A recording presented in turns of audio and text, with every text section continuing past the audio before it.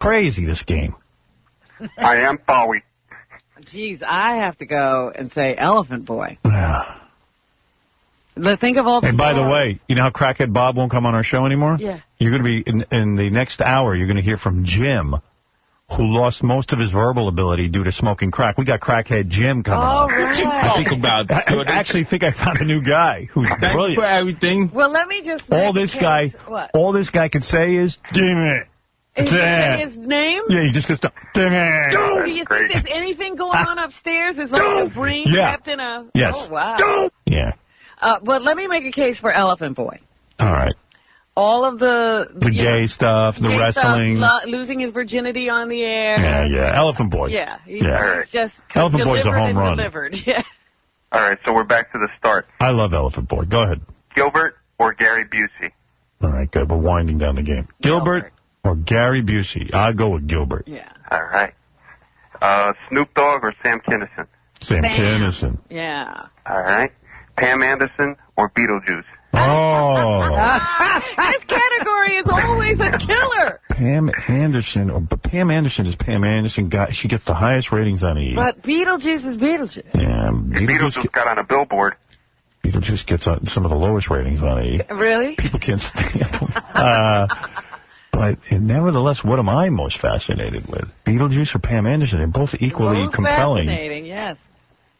One of them you can bang, but he hardly puts out that much anymore. Let me think. I'll have to go with... Best guest. I'm with Pam Anderson. Yeah. I really am. Because she tells you about her sex life and stuff. She'll occasionally drop a bomb on you. Come on. I don't know, man. If I'm listening on the radio, I'd rather hear Beetlejuice coming in. Nah, Pam. I'm going with Pam. Got something going on. Yeah. Well, I don't have enough people, so Pam or Elephant Boy? Oh. You take it over Beetlejuice, you got to take it over Elephant Boy. Yeah, I'm going to go with Pam. Yeah. Okay. There goes Elephant Boy. So we got Gilbert or Sam Kinison? Sam Kinison.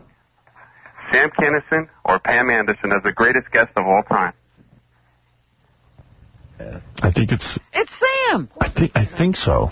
It's got to be Sam. Sam could be inconsistent, though. No, Sam was never inconsistent. All right, it's Sam Kinison actually by a lot. Yeah. Yeah, he was always wild. And his inconsistencies, he was brilliant. I mean, Sam would even come in drunk and all coked up. He would go off. You know, he'd have been sober for 30 days, and all you'd have to say is your last appearance wasn't so great because you weren't drinking. He'd start drinking again. Yeah, and then he would just come in here and talk about, falling asleep inside Jessica Hahn. And he talked about everything. Yeah, he did, yeah. There was one night... He's the greatest guest of all time. He revealed to us, it was on the air that he told us he was sleeping with his girlfriend's sister. Yeah.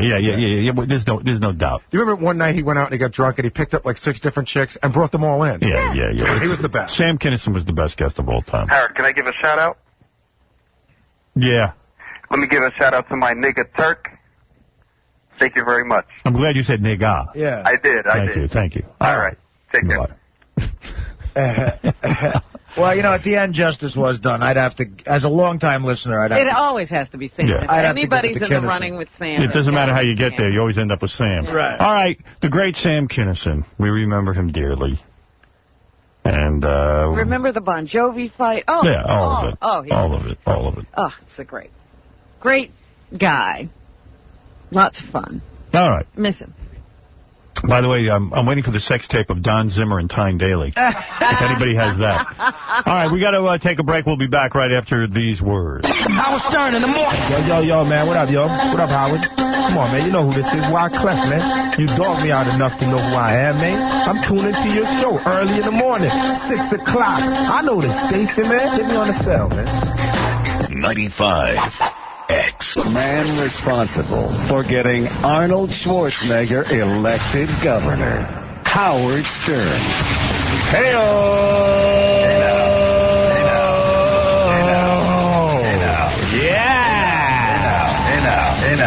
Tomorrow, another semifinal of America's Smartest Stripper as we get down to the final round. Boy, 2 in 1 week. That's right. Had a great game yesterday. Andrea, Miss Howard Stern, coming so close, but yet so far. You're welcome, sweet love. I saw Andrea spending a lot of time talking to Ganji yesterday after the show. They're pretty. They have a lot of things in common. Really? Yeah, if you ask me, I see a lot of similarities there between Miss Howard Stern and Ganji. Thank you. Oh wow. He was doling out the advice, which I thought, wow, he got advice. What you need to do is. Wow, I like calzones too. What you need to do is get a job with Howard and let him take care of you the rest of your life. I went straight from my father's house to Howard's house, literally. All right. You know, yesterday and on a serious note, a guy called in and was legitimate. When he was 11 years old, he was raped by his brother who was 17. An 11-year-old raped by his brother who was 17, and he asked what he should do because his older brother now, who raped him, was getting married. And should he tell the future wife? He's never discussed it with anyone. And I suggested to him after a lot of thought, because I was worried about his safety, too. Would the brother want to kill him for ruining his life and everything? But I said he should get to a therapist. He should talk to a lawyer, you said, Robin. And he should really tell this woman who's going to marry a brother that this guy could potentially even rape their children. Right. And he would never be able to sleep at night if he didn't. And in fact, his life is so ruined, he's not homo, but he has difficulty having sex with women. Anyway, he is on the phone with an update. Mike, who got raped by his brother, how you doing? Howard, first of all, hey now. Hey now. Howard, I have never felt better than I do right now in the last couple of years. Now that I got this off my chest, I feel like I've gotten some sort of vindication. Well, what action have you taken? As of right now, the only action I've taken is that I got this off my chest, and I thought using a fake name would give me some sort of level of anonymity. Apparently it didn't, because as soon as I got off the phone with you, I started getting calls from people all over the country that I'm friends with, and they were like, we heard you on Stern. Wow. Wow. Well, hey, I hope, sometimes just getting something off your chest. Well, you don't understand that people live with this secret for years and years and years. They never tell anybody. Yeah, so good for you, man, and I hope the rest of it works out. Give me updates, okay, pal? That's one of the things I wanted to ask you. I think once now that, I wanted your opinion and I wanted Robin's opinion. No offense to Robin, my opinion is a little more important. It doesn't make any sense, but it is more important. Yeah. And I think what I'm going to do is, once all this is said and done, I think if it's okay, I'd like to call back and tell you what happened. We would love to hear. But I talked. You seem to be stuttering today. What's that? I say you seem to be stuttering today. That's an improvement. Well, I had the Artie Lang Breakfast of Champions. I figured you were a little lit. Oh, are you? Well, a little bit, yeah. That's all right. That's right. Dude, you're not feeling good from telling us. You're feeling good because you're high. Yeah, no. In fact, you would think just the opposite. You wouldn't need to get high because you're feeling better about telling us. That's not going to change. What are you buzzed up on? What's that? What'd you do, a little Coke? No. I made myself a black Russian for breakfast. Oh, okay. That's not bad. At least it's got some milk in it. I thought Howard Stern was making you feel better. It turns out it's Jack Daniels. Howard, disregardless, I got to tell you, yesterday I was bouncing off the walls. After I got off the phone with you, I felt so good. For the first time in years, I sat around for about 6 or 7 hours with an ear-to-ear smile on my face. Good for you. Well, there you go. And unlike right now, that was completely sober. I was, and it's all because of you, and I thank you. Well, you're welcome, and I really do hope. Did you get a hold of Dominic? Did you call I called Dominic, and Dominic didn't call me back. Well, there you go. Mr. America, first one on the air. I called him. I talked to his secretary, but Dominic never called me back. So. Well, I'm sure there's lots of people he never calls back, so don't feel alone. But don't take that as rejection. He's quick to call in on the air, though, I'll tell you that. Yes, Mike, what's up? Hey, Howard, whose wife is worse, this guy's or Chauncey's? That's a good question. Because Chauncey, first of all, Chauncey got headbutts from a garbage man first, right? Yes. And then he fell off a ladder. He broke his arm. Yeah. And he got a tumor on his leg that might be cancerous. Right. And then he got to chop off 2 inches of his penis. Right. I got to tell you something. Ever since Chauncey started talking about how they might have to chop off 2 inches of his penis because there's something weird going on with his penis, I haven't even been able to use my penis because I'm, like, so afraid of getting that weird function thing that he's got. Don't you do that. I mean, I say... You know, as much as I can't believe I'm saying this, I'd rather be anally raped by my brother than to lose 2 inches off my penis. Yeah, the rape you can get over. What the hell is that? Right, anal rape you could always sort of deal with. Yeah, you think? Yeah, I got to figure there's some shrink that can help me. Here's how I feel about it, though. Chauncey has at least enjoyed his life up till now. No, but this kid hasn't enjoyed his life. You know what? I don't care. Oh. I mean... You don't understand. But Chauncey appears to have been, like, wrestling with his penis. He was doing violent things. So what was he doing exactly? He said that from childhood he learned to put his shirt over it. The cover. You know, with it in the upright, position. And then he'd use the shirt. To pleasure himself. Yeah. That's rough. I don't know. I just think maybe it's something with... Maybe it's some sort of weird venereal disease or something. I don't know. Inside like that, no. It's a ruptured blood vessel. Maybe we'll hear all about it in Step It Out magazine. That's who's got to be interviewed. Yeah, Chauncey. Oh, my God. I don't know what that is, but it's just freaking me out. No, see, what he did was when you make that scar tissue, it sort of weakens the walls of the blood vessel. And then what happens, Howard, according to Chauncey, is that it starts to bulge out. All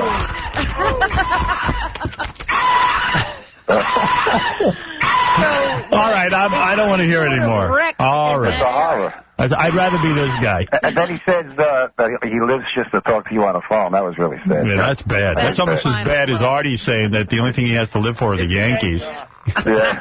They're both pretty bad. Hey, Artie, next time you're on the edge of the bed and you're whimpering like that, get yourself a $500 hooker. Yeah, that works, sir. Hey, Dominic, why don't you call this kid back? I was not in my office yesterday at all, but I will call him back as soon as I get in today. I wasn't there the entire day, but today I will call him. By 12 o'clock, you'll get a call. All right. Dominic, your secretary told me you'd be back by 4 o'clock. I didn't get back. I stayed in the city, but I will call you by 12 o'clock. I can let bygones be bygones. Bygones, that's all right. And if you want to... He's going to have bygones be godbonds. And if you want, I'll be in the office by this morning by 11. I have one court stop. I definitely want you to call me. All right? Okay. Please. Bye-bye. Thank you, Don. I still have your number. I can totally call you. All right. But Howard, Robin, and Artie, I want to thank you. All right, my friend. Let me know what happens. Amazing. All right, I heard that. Don't repeat yourself. Okay. Otherwise, I'll come over there. It's such an amazing thing for him to feel amazing. No. Gotta say We're glad you feel good. Thank you. Okay, guys. Right. Have a good morning. Bye-bye. Bye-bye. Okay, goodbye. Goodbye. Goodbye. Let's let God bonds be bail bonds. I want to let bygones be guy bonds. I was listening to him, and I said, his voice is higher today than it was yesterday. Yeah. And he's drunk. Yeah, you were right. Wow.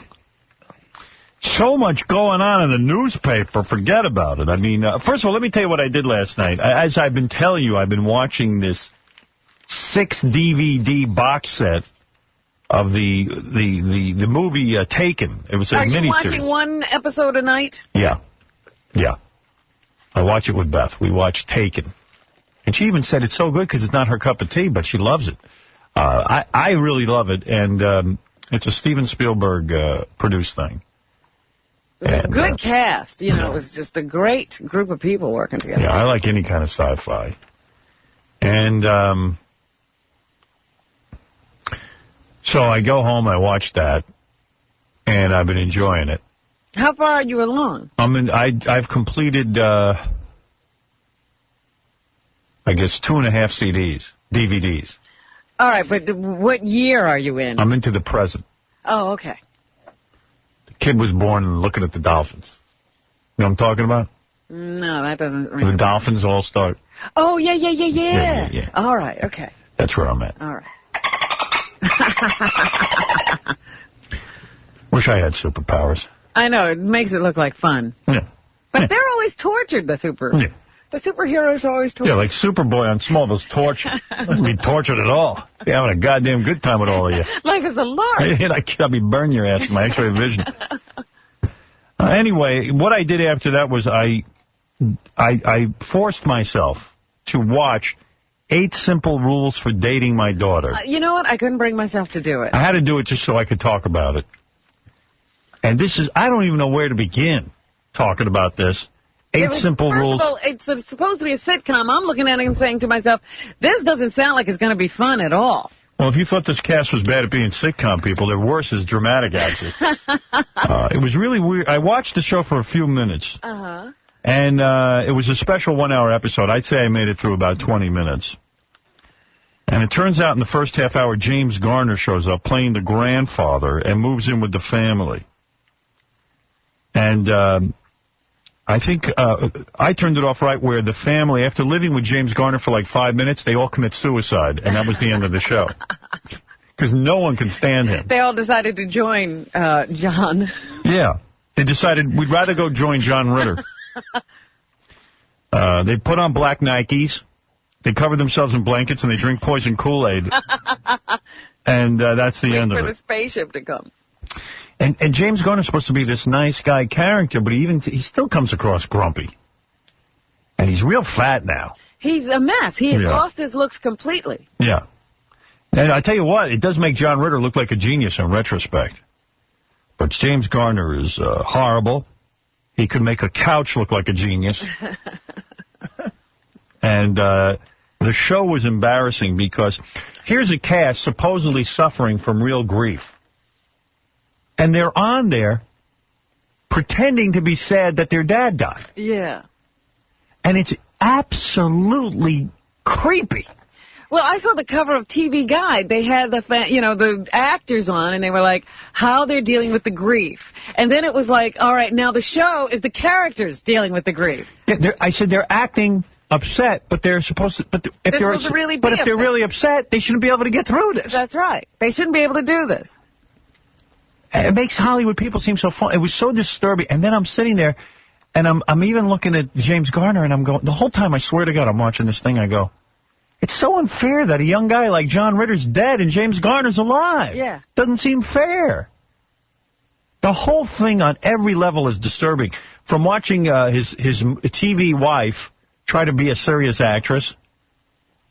And Suzanne Plachette's voice is deeper than James Garner's. Right. Who's the guy here? Women get deeper voices as they get older, and the men seem to lose the deepness in their voice. Everybody, sort of moves to the middle. The whole thing is just freakish. That was weird about her voice because, CBS did that 75th anniversary special. Yeah. So they show a clip of, Bob Newhart and her back then. She sounds like a woman. And then they do a sketch. Oh. And she's like, oh, Bob. It's like 8 octaves deeper. Oh, Bob. So the whole thing was bizarre. It lasted, like I said, 20, 25 minutes. I don't know who could watch it. And there was no laugh track. And then they would try. This was supposed to be serious. Yeah, and then they try to make it funny at times because James Garner would start bickering with his wife, Suzanne Plachette, and...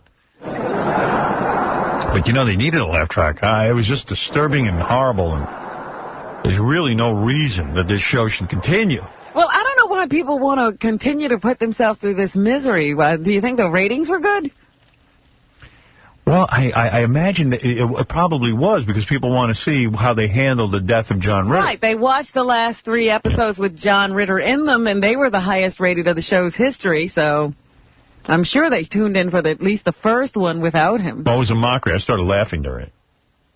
J.D. cried watching the show. Is that true? J.D., yeah. What are you talking about? That's the rumor around here. He cried during the new episode. Where was he crying? J.D., get in here and explain yourself. Is he a huge John Ritter fan? You're never going to get laid. No.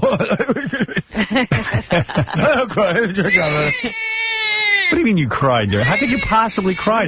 Dude, you see like a million people crying throughout the whole show. What? You'll cry too. What? Oh, you mean the characters? I wasn't like bawling or anything. Might turn up a little bit.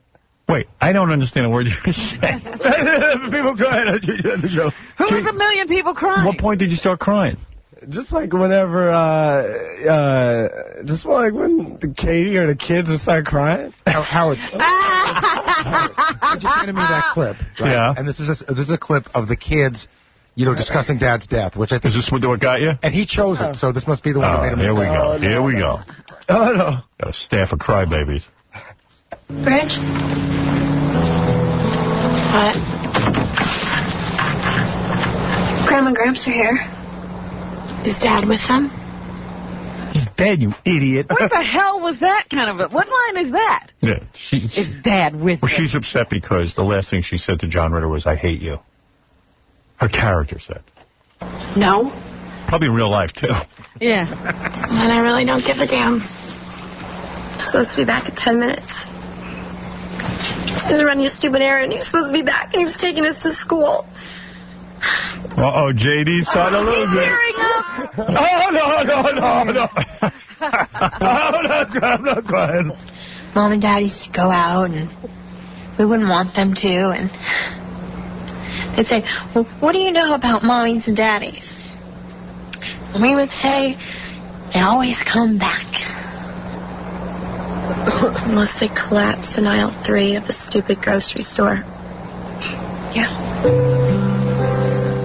Wow. That got to you? JD was going nuts. The only reason I pulled that was because that's the farthest they went of how they explain how he died. Yeah, it wasn't even good. Like, you didn't... You needed to somehow get, like, even a cartoon John Ritter to die. Well, they could have had a guy, from the back, Yeah. and, he could have dropped in aisle 3 of the grocery store. Yeah, you needed to see him die. I see, that would have been a little funny. Yeah. Well, it's a comedy show. JD, the one great fall out a window or something. JD, if you think that was sad, you should have seen the Barney Miller when they forced Fish to retire. They should have taken his corpse and stuck it in a hammock. Thrown it into the grocery. And let him do one of those great hammock falls that he does. See, my question, JD, is if you cried at this, do you cry easily, or did this just get you? Like, what else do you cry at? I don't cry too easy, but... No, it got to me. What else? If I see someone, like, really crying, like, I believe it, I get a little emotional. Oh, listen to his voice crack. I'm sick. Emotional. Well, from everything I hear, JD's got plenty to cry about, so.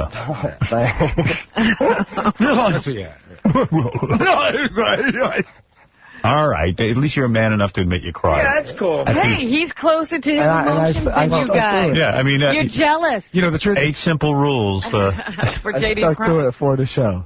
Good for you, pal. Are you going to continue watching the show? It seems like you're really hooked in. No. Oh, yeah. Maybe to see the Kaylee Cuoco, but... Who? Are you a fan? What's her name? Kaylee Cuoco. Kaylee Cuoco's the hot chick? Yeah. I don't even think she's that hot. I was looking at it the other day. I was like, wait, this face is pretty bent. Yeah. Ever since John Ritter died, she doesn't look that good. I just want to say something. JD wasn't really man enough to admit that he cried. He was just stupid enough to tell Stutter John. No, I told Ronnie, and Ronnie was... Oh, you told the wrong guy there. Everybody's so sensitive. Okay, whatever. Guess who cried when he was watching it? I guess. Guess who cried when he was watching it? All right, JD, thank you. You're welcome. Thank you. JD watches a very special episode of 8 Simple Rules for David Morgado. JD cried. See JD cry. It was really creepy watching the cast try to pretend to be sad, and they're sad. That's why I said, this is crazy what they're doing over there at ABC. Yeah. I'm not going along with Yeah, they're keeping it going, though, I'll tell you that. JD, They're going to milk this. JD, are you crying? No. We're supposed to talk to Crackhead Jim, who, in an effort to replace Crackhead Bob, Jim is a guy who lost almost his entire verbal ability due to smoking crack. Oh, yeah? The only thing he can say is, day. Now, let me ask you something. Can he write? No! I don't know. That's what I was going to ask him. No! How does he communicate? We're having trouble communicating with him. We can't get him on the phone. I am sorry. The Crackhead Bob is way more functional than this guy. Yeah, I was going to say Crackhead Bob is an orator. All he can say is day, and I think he can say no. So that's So what it. is day? Dang. Day's everything. You name it. Awesome. Totally awesome. It's kind of like dude. Like you could say, dude. Yeah. Like, you know, hey. Or dude. Like sincere. He's just, it doesn't change the day. Yeah. Dang. Dang. You keep talking about goodness. And how did we come to find Crackhead Jim? I was talking to Kid Chris, and he was telling me about him, and he knows him, and he says, you got to get him on the show. And it's party time. He says the guy's really messed up from crack. Jeez, we should have had him in here live. Yeah, well. Get Kid Chris to get him over here. You can get Kid Chris over here. Yeah, that's true. All right. Yeah, Doug, you're on the air. Listen, man, what's going on, Howard? Why are you obsessing over this show? This is my living. I have to obsess on this show. Yeah, but why don't you just let it go already? It's a TV show. The guy's dead. Oh, you mean the John Ritter show? Yes, that's what. I thought you meant this show. No. Grow up, I swear to God. Why don't you stick to making people feel small, okay? Because that's what you do, Howard. Hello? Oh, why, sir. What in the world is going on? The world, Robert, the world is, I listen to you talk about how other shows try to get ratings. But you make people feel small to get ratings, Robert. What do you say about that? I say right on. Right on nothing. Is this an angry call? I think so. Wow. I am pissed off, Howard. I've had enough. I want your show to end today. Well, you and me both. Listen, let me play a contest where I could, you know, never mind the money. Let me come down and do something, and I get a date with Robin or something. I'll do anything. You're too angry for Robin. I'm not angry. It's an act. It's an act. Oh, okay. Come on, let me do something. I'll dance around in the G-string with Casey. I'll do anything. Boy, this guy changed on a dime. Yeah, really. I liked him better as the angry guy. Make people feel small. That's what you do. Yeah. Okay. Mike. Good morning. Regarding this Reagan special that CBS and left Moonves capitulated on, I think it's disgraceful, and it goes to the legislating of morality that's no different from what they're doing to Tommy Chong or the L.A. lap dancing. It's disgraceful. It's just given into the religious right of which this idiot-in-chief is the head of. The world has become so unfair that it makes you mad enough to want to just kill yourself. What are you saying? How do I know, Robin? What's happened I don't care. Give me a for instance, Okay. at least. Let me tell you. Let me explain myself, because I do have a point. The CBS TV put together a special, a 1 hour movie, the hour and a half Couple movie. of hours of movie. Yeah. Ronald Reagan story. Yeah. It's 4 hours. It's a 4 hours. miniseries. You're right. I don't know whether this is a good show or a bad show, but it's a show with somebody's point of view about Ronald Reagan. No different than when you read a bio. You could read a biography of Ronald Reagan that says he's the greatest president of all time, or you could read a biography of Ronald Reagan that says he was a horrible president, that he didn't care about AIDS people and this and that. I am one of those people who happens to believe Ronald Reagan was a great president. I think that he was a leader that was really needed at the time. If you remember, he came into office, there was hostages being taken. I believe Ronald Reagan was one of the reasons that communism fell. Oh, yeah. I think Reaganomics ultimately proved the point that you don't have to keep upping taxes. And even though Ronald Reagan raised taxes when he was governor of California, you know, you could debate whether Ronald Reagan was a great president. But there is nothing wrong with putting out a special based on what some guy's view of Ronald Reagan was, even though he had a lot of things wrong. Admittedly, Ronald Reagan, no one has ever heard him say, I don't give a damn about AIDS patients. Right. You know, that was a guy sitting and creating something for television. So that's wrong, I think. Well, that's the thing. They are saying that it almost was like taking Reagan and then doing a fiction. Right, Howard, they did the same thing. And they should have, let me just finish. They should have just run a crawl underneath that says, listen, this is a fictional characterization of Ronald Reagan.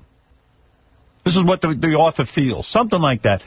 I'm not afraid for them to show up. The reason, this is what gets me crazy enough to want to just end it all. End it all, okay. What is this? The reason that the Ronald Reagan special was canceled wasn't because Les Moonves is now saying, well, we didn't like the special. That's not true. He liked the special. He was putting it on the air. The only reason is because of the goddamn FCC and the predicament that the private sector is in right now, having to go to the government for favors. That's right. Right now, I know this company wants to get the ability to buy as many television stations as they want and as many radio stations as they want. The only way that that's going to get passed through is if the Republicans okay it. Exactly, and Colin Powell's son is the head of the FCC. That's right. If this company pisses off the right wing, they will never get approval to expand their media empire. That's exactly the point. So you capitulate? So you capitulate. That's crazy. And that is what's happening here. Now, this is the truth. This is what's going on. It's sad that a company would put, a media company. That's one of the reasons people say a media monopoly may not be good, because look at what happens. The company has to do it if they're going to expand. They can't piss off these right-wing yahoos. Howard, because, you see, it's unfortunate. The right-wing yahoos understand that there is nothing wrong with a media empire expanding, especially a network. Networks do not make money. And they're wrong, too, because if it's all right, what does it got to do with their not liking some programming? That's the part that makes me crazy. Howard, it's the if they really believe that it's okay, in the values of this country, it shouldn't have an effect on how they rule, but it will. This world is so filled with who you know and who you don't piss off. Well, that's how Fox was given the go-ahead to buy DirecTV, the satellite dish, because of Fox News is their little whipping boy there. Well, look. I just explained that is the reason the Ronald Reagan special won't air. No one would have watched the goddamn thing anyway. That's the funny thing about it. But there's one last point here. James Brolin is the goddamn worst actor on the planet, like a piece of wood. And they're showing this view that Ronald Reagan was a compassionless, a man, that he had Alzheimer's while he was in the White House. And they don't even mention the economic recovery the country underwent under his administration. Yeah. That sort of didn't happen. No one, believe me, no one would have cared. The thing would have come and gone, and the people who love Ronald Reagan would have loved him, and the people who hated him would have still hated him. Run the goddamn thing. The sad part is the conservatives who support media ownership, expanded media ownership from one company, and are supposed to be constitutionalists and believe in freedom of speech, would have changed their opinion. That's what would have happened. That's why you won't see the Ronald Reagan special. Yeah, but these same hypocrite neoconservatives didn't care at all when Viacom aired that DC 9/11, that Bush thing that showed Bush as a hero when he was running around like a chicken on 9/11. That's right. They sure didn't care about that then. They will. Everyone has their point of view, and everyone is out of their minds. Dump Bush. He's a liar. All right, thank you for your call. Wow, some hard-hitting political commentary. So you want to end it all because of that? The world is so unfair. When I see Tommy Chong going to jail for 9 months because some judge got a hard-on for the guy. You think the world used to be fair? Never. All right. It's never been fair. The history of the world is not fair.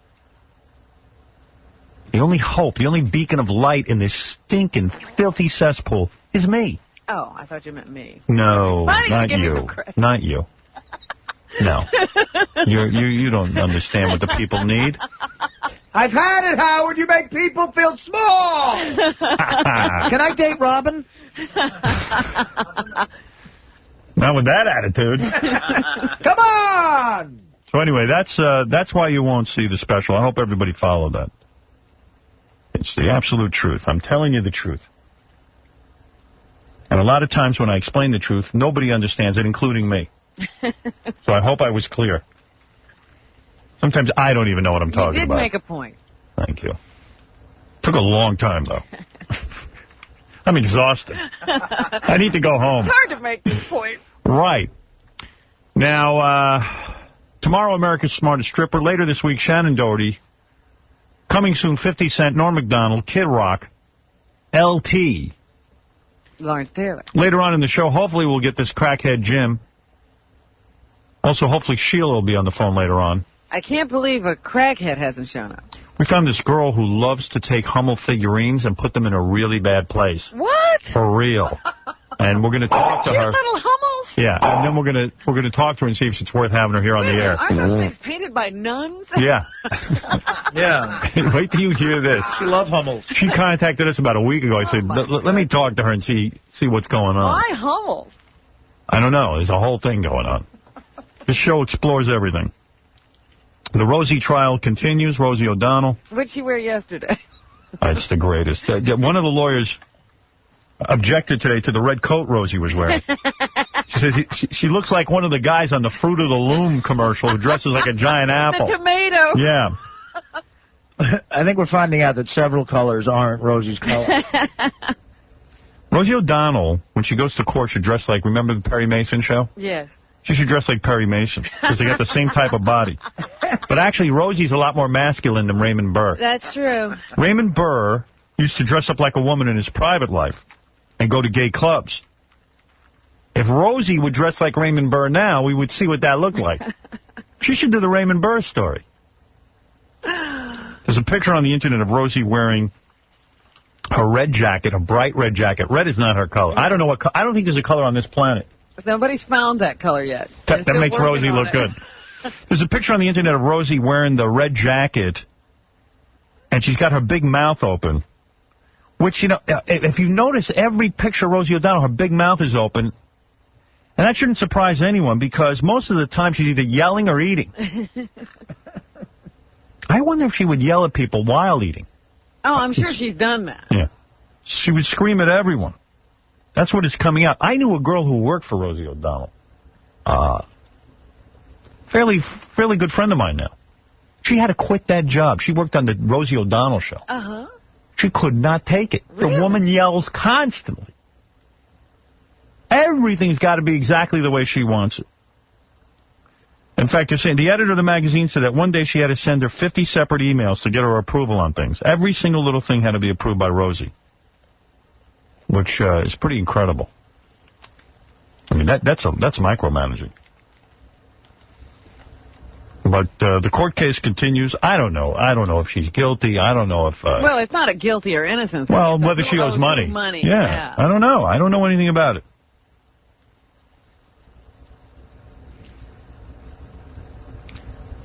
Now, did Ronald Reagan hate gay people? I don't know, Robin. They said, you know what, it sounded like one of those defenses people use when they say, you know, when somebody's accused of racism. They go, oh, no, I know a black person, or I talked to a black person. One of my best friends, they were saying that Ronald Reagan actually called Rock Hudson when he was dying of AIDS. Look, every guy, how old is Ronald Reagan, 80 years old? Yes.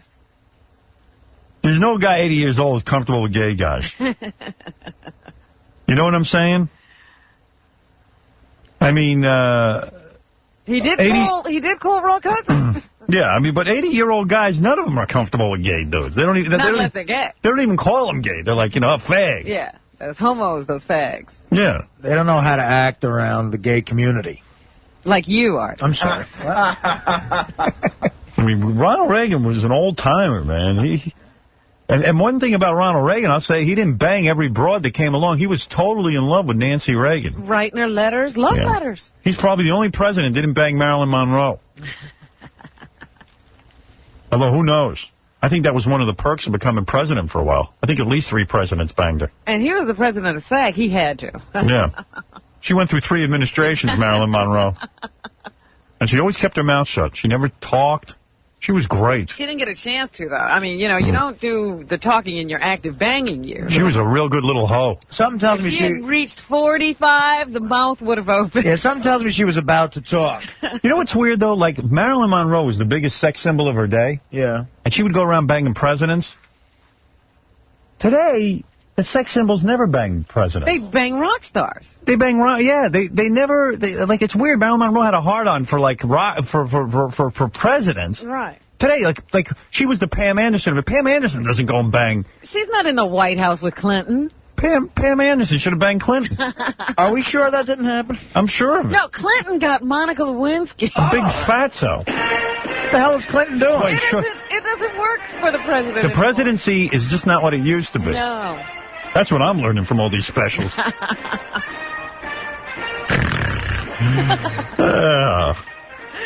used to think, hey, the president can have anybody. No, he can't. President Bush should be getting Paris Hilton. That's right, but she's with some dude we don't even know. She's with some businessman who isn't even that successful. But Reagan didn't even get oral in the Oval Office. Hey, Nancy wasn't accommodating? I don't think he got it at home either. You realize Ronald Reagan's penis hasn't seen oral in 50 years, probably? Oh, stop.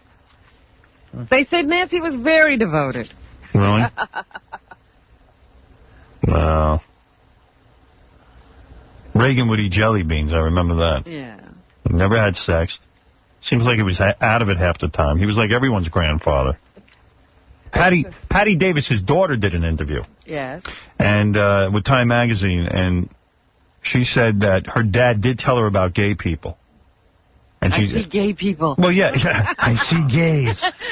My father and I were watching an old Rock Hudson and Doris Day movie. At the moment when Hudson and Doris Day kissed, I said to my father, that looks weird. All I knew was that something was strange about this particular man and woman kissing. My father explained to me that Mr. Hudson didn't really have a lot of experience kissing women. In fact, he would much rather be kissing a man. First of all, I don't believe that story at all. Yeah. Patty Reagan always makes herself the hero of every story. She was a little girl and knew it looked wrong when Rock Hudson kissed. Yeah, she was the only one who knew Rock Hudson was gay. Yeah, come on. She could see it in his Doris Day films. I used to watch those movies. You couldn't tell Rock Hudson was gay. Rock Hudson was the manliest of men. Yeah, but the only person on the planet who could figure out that Rock Hudson was a 5-year-old Patty Davis. She knew it was wrong. That is such a friggin' goddamn lie. Meanwhile, she didn't know Liberace was gay. What? Yeah, she missed that. I still eat jelly beans, and I eat pencils and shoelaces, too. You know, honey, your father was a much better actor than Rock Hudson. But Rock Hudson got all the good parts because he was a homo. And Hollywood is run by homos, Jews and homos. Mostly Jews that are homos. And I was no fruit. I could have ended up winning an Oscar, but I couldn't get decent parts because I would have had sex with a gay Jew. So I became president instead. Now drink your milk and go to bed. And by the way, your brother isn't gay. He just likes to wear tights and perform in the ballet. Now leave me alone. Whatever happened with that brother? He got married, fine. right? He's married, still married. Well, I would have bet the farm he was a total homo. Right. Well, they say not. Yes. Your father could have been great in Hollywood, except all the homos get all the good parts. I'll fix their ass when the AIDS virus is invented. I have my scientists working on a virus. I'm working on Our scientists are working on an AIDS virus to wipe out all the homos. I'm going to fix Hollywood. I should have written that movie. You'd have had a mad scientist. Yeah. Now come in here, Dr. Kissinger, and tell me what you're working on. They're working on killing the homos. Wonderful. I'll get them back for not giving me better movie roles. I had to work with monkeys. I had to do Death Valley days. I could have made out with Doris Day. What are we doing to get rid of the Jews? Where's my movie with Marilyn Monroe? Too many Jews. Yeah, now, when are we working on that problem? Yeah, why did they let us write a Ronald Reagan movie? See what network will put that on. That would be sweet. Make it totally fictitious. That's what Les should have done. He should have said, of course it's fictitious. This is a comedy we're putting on. Everybody watch it. Okay. We know he didn't do this stuff. Put a laugh track in it. Okay, the pigs are out of the way. Now let's work on the heat. All the goddamn Jewish homos kept me out of Hollywood. I'll fix them. Where's my Jew virus? Where's my anti-Jew homo virus? You're going to have it in the morning, Mr. President. Thank you, Jew boy.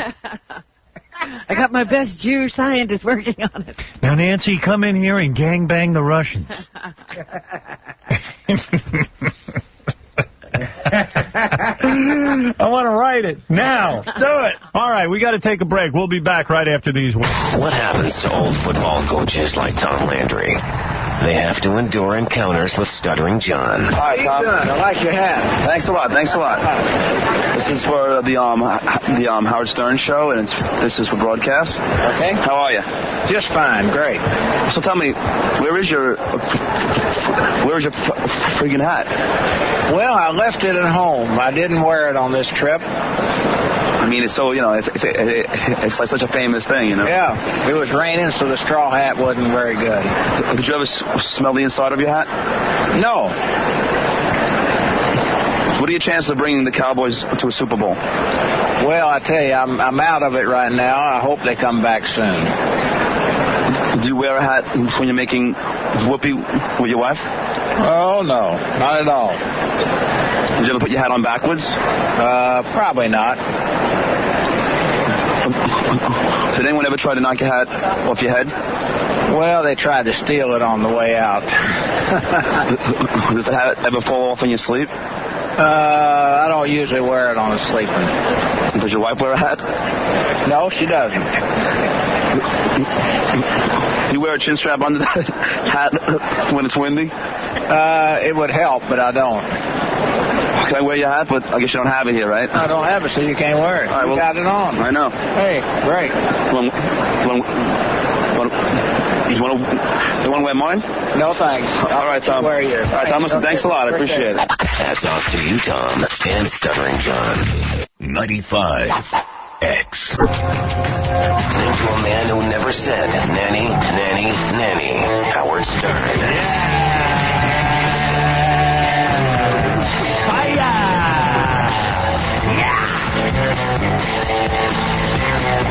For those about to rock, we salute you.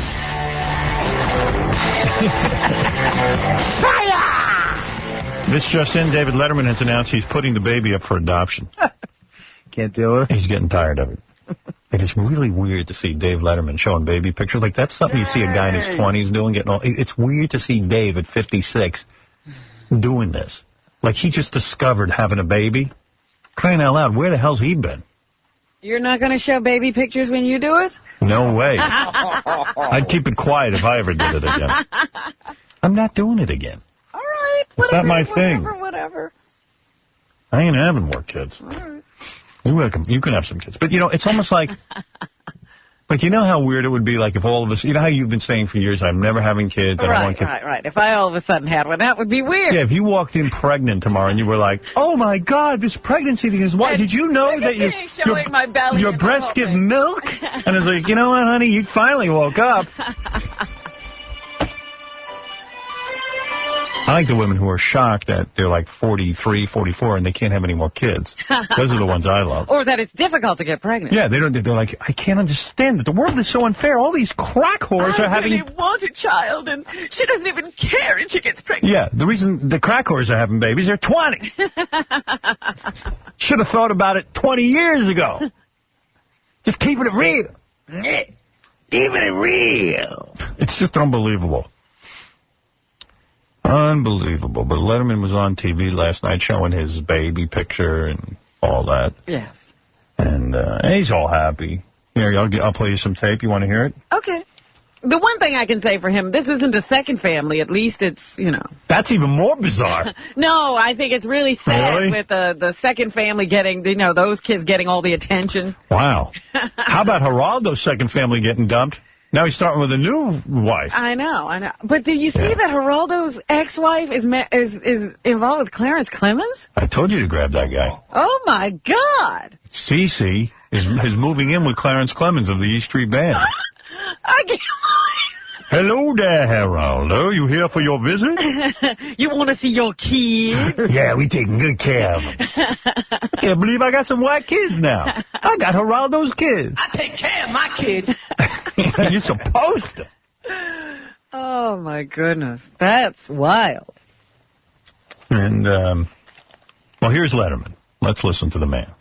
So, anyway, then, at 11:58, you got yourself a baby, and, oh, my God, you know, it just was crazy.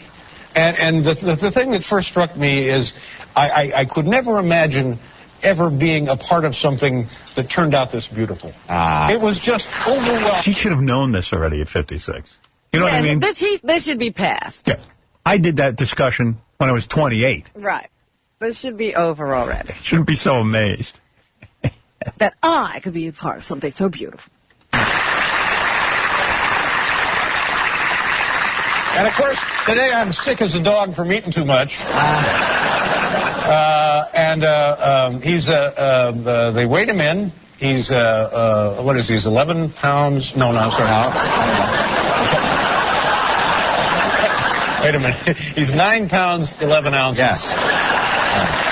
You know, I'm always... That's still a pretty big baby. Yeah, it is. I'm pretty amazed by women. They always go... Like, I'll come home and say something like, gee, you know who just had a baby? And they'll always say to me, how much did the baby weigh? And I go, I don't know. You don't know? How could you not know? You see how people applaud when they say the weight? I know. It's very important, I think, to women to know the weight of the baby, and they get very excited about it. Nobody knows what to say, so they say, what did it weigh? It's like, what does the baby weigh? And I'm always like, I don't know. I mean, is that really relevant? But, you know, women like to talk. They got to have things to talk about. So the question, what else are you going to ask? What does it do? No. What does it weigh? It's funny. I'm interested in how much the wife weighs now. I mean, I've been at times where I'll say to my wife, you know, so-and-so had a baby. Oh, great. What's the name? I don't know. Yeah, I mean, who cares? I don't care. You had a boy. Was it a boy or a girl? One or the other. They applause for the weight. He's 21 inches long, and here's the name of the boy. I named him after my father.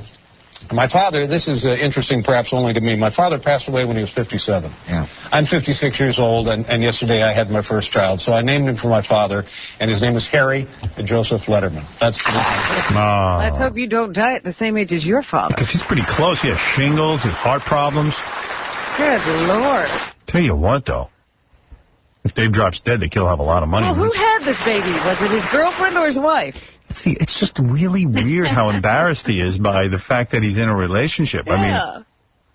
I mean, it's really weird to think that Letterman's having sex because he makes himself so asexual. You know, every time they talk about sex on the show, he gets, ooh. Right. Remember the whole Dr. Ruth thing? Yeah. He's so embarrassed. Don't say that word. And he's got this woman that just had a baby. He never mentions her name. He doesn't say, oh, you know, Regina had... Or my wife. My girlfriend, my girlfriend Regina, she was so beautiful in the delivery room. Nothing. I mean... Did he stay inside, I wonder? Or did he wait outside? Who would know? Finally has something to talk about. I don't know. I mean, the fact that he showed pictures of the kids is... He's more attached to the kid, obviously. Yeah. Yeah, I don't think the girlfriend matters. Who went through this for him? She evidently had a C-section. So that can't be great. Well, look, I mean, a 9-pound baby is hard to get out there. That's almost a 10-pound baby. Wow. He's almost like a traditional Arab family. You know how the wife stays in the background and the son is up front? Right. You would think he did the baby on his own. I mean, you just get no sense. Or he had the baby. I missed work yesterday because I had a baby. Yeah, I mean, it's kind of what he said. Yeah. So, anyway, then, at 11:58, you got yourself a baby. You got yourself. How? He's so uptight. It's like an adoption agency delivered it. It would be funny if he'd say, you know, and now I got to figure out, like, if I should marry this bitch. Yeah. You know, she had the baby. Yeah. You know, I want to... Because I still don't think they live together. They don't. Man, this guy, he's the best interview. You know, I might go, you know what? I think I'm going to book myself on the Letterman show. Just to interview him. Yeah, just to get some answers. And I would just go on and say, well, what about this woman that you had the baby with? Why do you never mention her? How did you have this baby, Dave? Was it the Immaculate Conception? Yeah, I mean, did you... And then, like, you knocked her up. Did you think you couldn't have any kids? Or, I mean, what's going on? And then... Was this a planned baby? Are you ever going to announce that you're with a woman? Are you going to live with this baby? Yeah, like, do you live? Like, where's the baby going to live? Are you going to see it? What's going on? Crying out loud. Put me on the Letterman show, Fred. I'll give him a call now. Unless you get done. What's going on?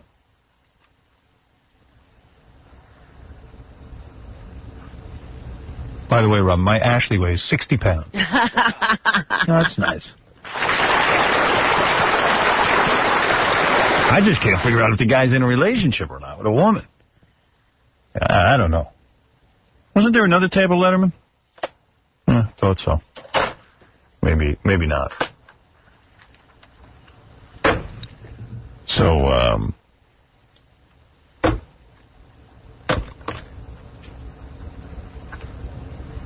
Ted, you're on the air.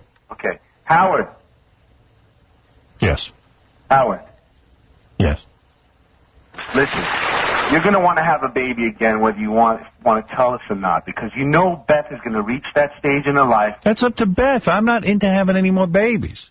I don't want to have any more. Why does everyone find that so difficult to understand? You don't want another son? You don't want to have a son? No, I don't want to have a son. I've never been the kind of guy that wanted to have a son.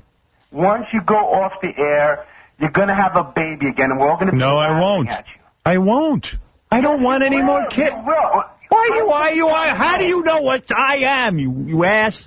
I can't wait till you Get down here. I want to kill you.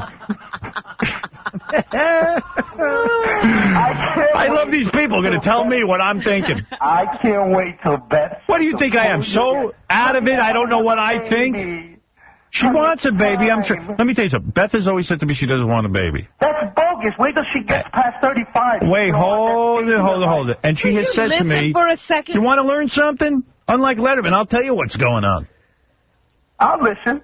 No, you won't. I guarantee you're going to keep talking. No, because I'm the guy that you told 2 months ago. You won't stop. We were trying to tell you something. You're still talking. And now I'll forget. I'll stop. All right. The day I met Beth, we had a great time together. We started hanging out, and as things got more serious, all right, we sat down and we asked some hard questions. I said, I don't want to live with anybody. I don't mind being monogamous. I'm okay with that. I like that. But I don't want to get married. There's no point in me being married because I don't want to have kids. If I had a kid, then you got to do something, I guess. Even if I had a kid, I wouldn't want to get married. I take care of my kids, but I don't like marriage. Not for me. If it failed one time, that means you shouldn't be allowed to do it again. So she agreed. She agreed with me. That's how she felt. And now she has said to me, in recent conversations, that might change. I might want to have kids one day.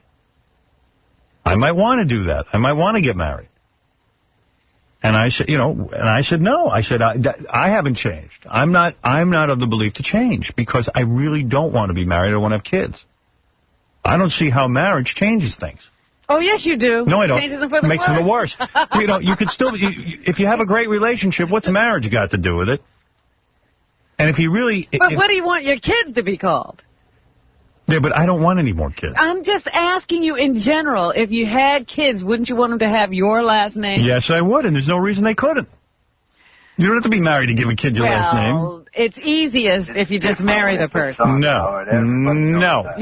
Well, it's moot because I don't want to have any more kids anyway. Well, I say to you, Howard, that Beth may have said that because she loves you. Yes, she does love me, and I love her. If you love her, when she tells you, I want a kid, you're going to have a kid. Because it would ruin the relationship. I would rather her be happy. Well, it's going to ruin the relationship anyway. Right. The issue will ruin the relationship. When she gets old and saggy, what are you going to do? She might not want... Well, I'm not getting old and saggy. No, you're not. You're still looking good, Howard. You're damn right. How dare you? I'll never get old and saggy. I'll find some doctor who'll fix me. But anyways, I'm just saying, in 5 years from now, when you're off the air, and all right, thank you for the crystal ball. Okay, you're welcome, buddy. Yeah, bye. Not your buddy. I have to rethink my attitude about Adam Sandler. Oh, why? Well, because, Casey plays me some comedy bits of his once in a while that I think are funny, so I can't say he's totally unfunny. I just don't like his movies. His albums are great, Howard. I've been saying that. I don't know, but... Occasionally there has been a funny bit. Casey played me a bit I think is really funny. Yeah? Toll Booth Willie. His albums are all rated R, too, which is really cool. That I like. Yeah. See, I like the one where he's, I like that song. Tell me if you like this. I think this is very funny. Come to the hospital, How's that? It's great. I like that. I like that. See, David Spade's still getting work, too. All right. Look, I got to take a break. I got Sheila on hold. On hold? I got Sheila on hold. Yay! This is Sheila who puts Hummel figurines in a bad place. Right. There you go. And our crackhead hasn't shown up on the phone at all? Crackhead Jim? Not yet. We're still working on him. All right. Hey, Sheila. Sheila? Oh, Hi. Yeah. Can you hold on during the commercial? Sure. All right. Are you hot? Yes. Oh, good. She takes Hummel figurines. The whole thing? Well, most of it. There's a base. You can't do the bass. Well, you can. You're just like Artie. He can't take my bass. Do you have a Hummel in place now, or are you going to wait till we come back? I think maybe I'll wait till you come back, don't you think? All right, hold on. Yeah, she knows how to tease. This chick wrote us. I'll tell you the whole story in a minute. Tomorrow, America's Smartest Stripper. Another segment. Yes. Thank you. On the way to the, what would we be at, the semifinal? Yeah. Hey, tomorrow the Maloof brothers will be here, too. They're the owners of the Sacramento Kings basketball team, those crazy brothers. Oh, wonderful. Yeah. Aren't they crazy, Artie, or something? Supposedly they're a little nuts. They're a little, how are you going to put, unorthodox in what they do with the team. Yeah, I don't know much about it, but Gary told me they're wild. Yeah, I've, just heard of them, and anytime you know the owner, they're usually wacky. They put together a competitive team for the last few years, but the Lakers keep, Yeah, you just can't get by the Lakers. Right, well, not this year either. Shannon Doherty later this week. Oh, good. It's perfect timing for her. 50 Cent, Norm Macdonald, Kid Rock, Lawrence Taylor all coming in. Hey, Howard, there's another Sandler thing you'd love off one of his albums. I got to get Casey to bring it in. It's like a rated R version of a big band song. Yeah, but I don't really want to like him. But, dude, you're going to love this. You still don't like his movie. No. Yeah. Maybe you like him on record. I like his record. Come on, you want to like him. I want to like him, but I don't. I'll play another one. I like his dog. I love the website with the dog. I love that. You're still going on there? Yeah, I go on there. Sure. Yeah. All right, we're going to take a break. Then we're going to talk to Sheila, who loves to place Hummel figurines in a very bad place, for real. Hummel, think about it. We'll be back right after this. Here's an excerpt from a book on drug lord Pablo Escobar. To entertain his closest friends, Pablo would hire a gaggle of beauty queens for evenings of erotic games. The women would strip and race naked toward an expensive sports car, which the winner would keep, or submit to bizarre humiliations, shaving their heads, swallowing insects, or engage in naked tree climbing contests. The Howard Stern Show. 95X. You're listening to The Howard Stern Show. Check out the E! Show tonight. Our E! cameras are at the opening of Scores Chicago. For everyone who wished they could have been in Scores Chicago, tonight's your chance. See all the excitement as nearly every member of my staff heads to Chicago for the big grand opening. Everyone is there but me. Then watch Ronnie, the limo driver, known as Scores Man, snap on the air after Chauncey Hayden calls him a pathetic middle-aged lap dance loser. This is a very big episode tonight, a must-see for all true fans of this show. All the excitement tonight on E! Thank you. Hey, by the way, America's Smartest Stripper is coming down to the finals. Don't miss it. Sponsored by Kuya Fusion Rum. Do you Kuya? Thank you. Do you Kuya, baby? Hey, now. As I said before the break, there is a woman on our phone who claims that she loves to place Hummel figurines in a bad place. Now, Sheila. Yes. How did you discover this? Yeah, I mean, when you say you love to do it, it's a sexual turn-on for you. Oh, my gosh, yes. And a Hummel figurine, how big is a Hummel figurine? 3 to 4 inches long. Well, how wide? They're wide. No, they're not. They're not. Well, they sure are if I look at it. They're, gosh, I don't know. If you took your forefinger and thumb and put them together, there's like a little space left. That's about how big it would be. But aren't they bumpy and stuff? I mean, aren't they? Yeah, they are. That's why you have to choose carefully. Why a Hummel figurine? It started with a boyfriend of mine when I was about 20 years old. His mother had this big collection of Hummel figurines, and she cornered me for like an hour and was talking about them and showing them to me. And I was like, man, your mom is like wacky crazy over these Hummels. Why does she love them so much? He was like, well, I think she likes them so much, blah, blah, blah. And I was like, no way. And, yeah, that's how it started. Are you on drugs? He was right. Are you on something? Jeez. No. Do you have a favorite character? Well, the one that I actually still have is, I think he's called Be Mine, and he's holding a little heart, so it's very sweet. And Ever been with a bowling trophy? A bowling trophy? I haven't tried that one yet. And I take it you like anal. Oh, yeah. Yeah. And, Robin, you said a Hummel figurine was made by nuns? I thought they were painted by nuns, yes. Actually, I think that they are based on the drawings of a nun who died, like, in the 40s. Right, but the nuns still make them and paint them. Oh, do they? Yeah. Oh, that's wrong. A nun is... How old a woman are you, Sheila? Fun, though. How old are you? I'm 30. You're 30? Uh-huh. You're still a young woman.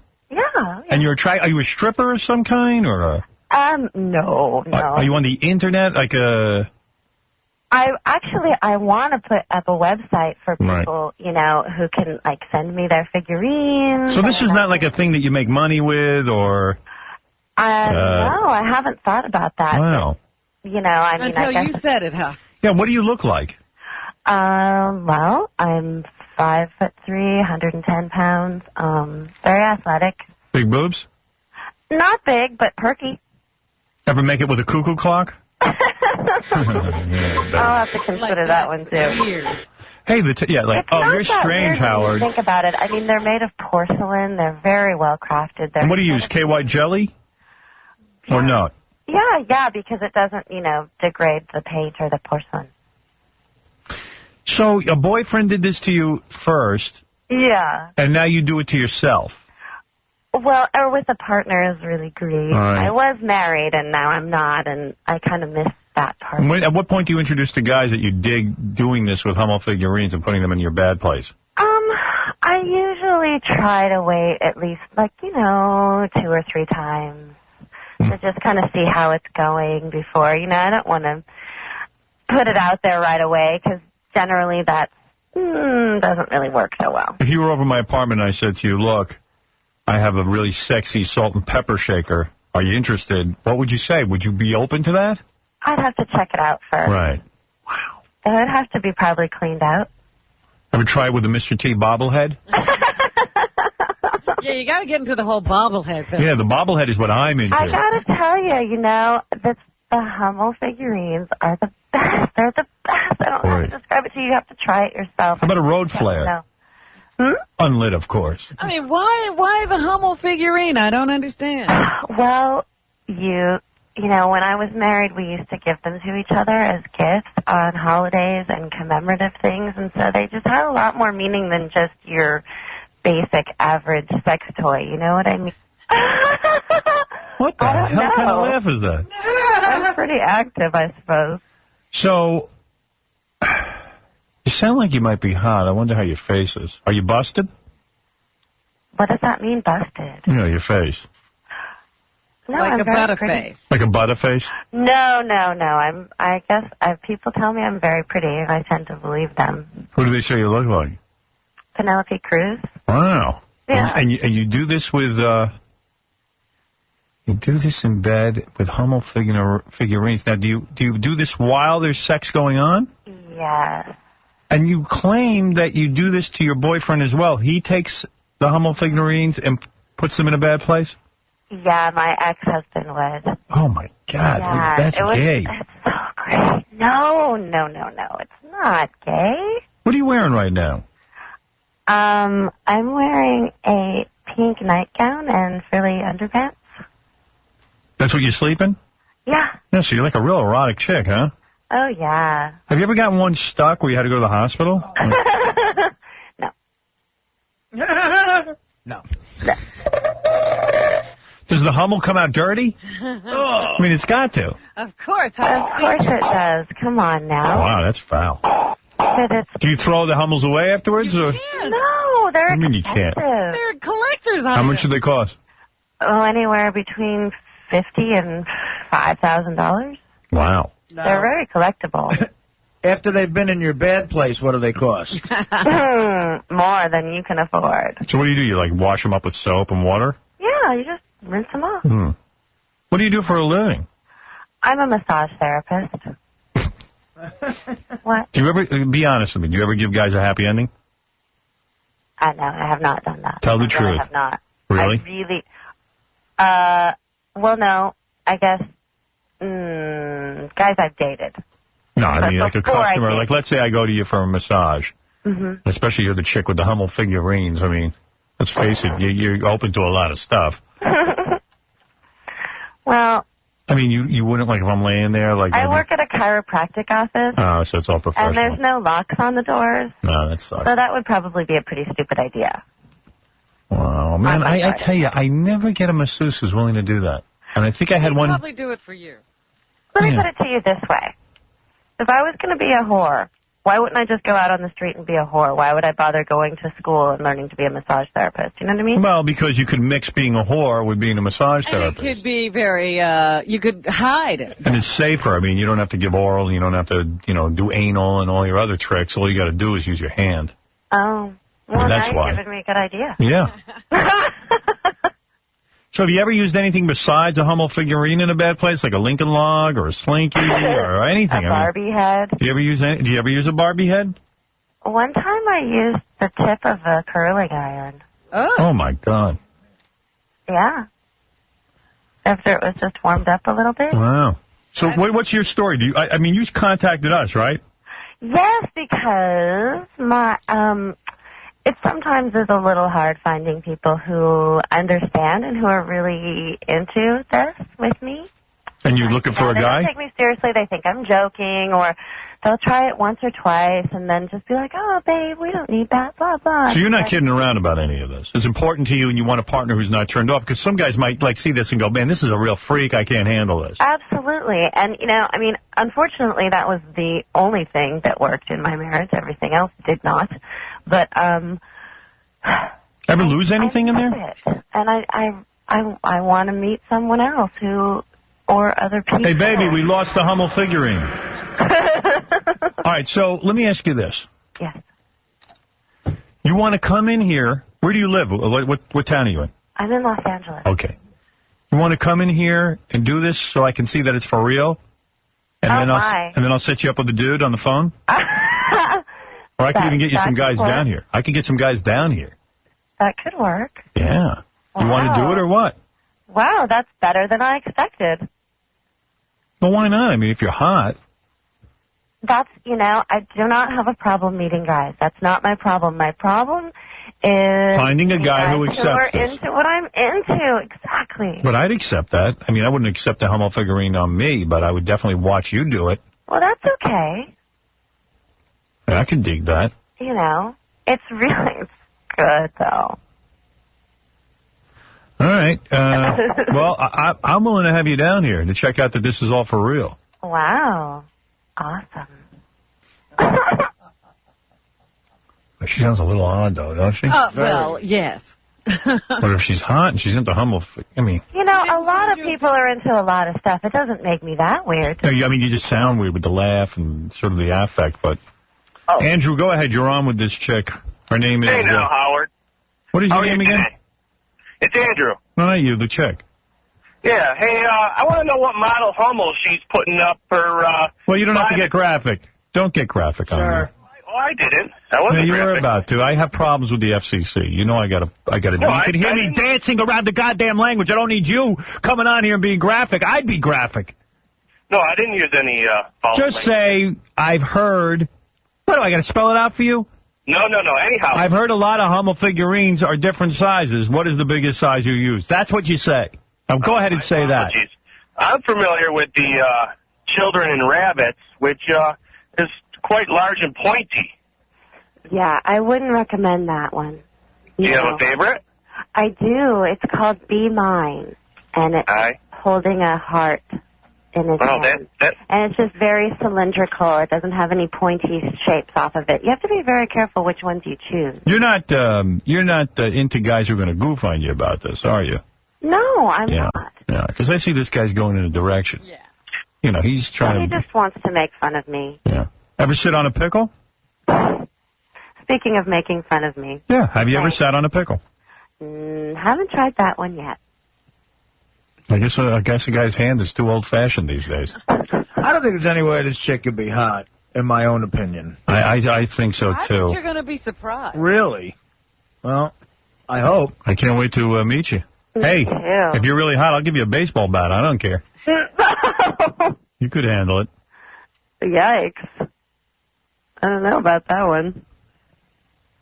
All right, I tell you what. I'm going to put you on hold. Okay. And we'll make arrangements. Excellent.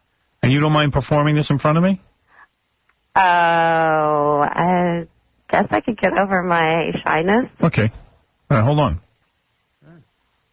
Oh, that sounds good. Get your humble I think I see a chick do that. Yeah.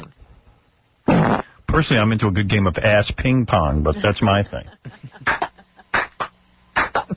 Nice. Anybody up for a game? I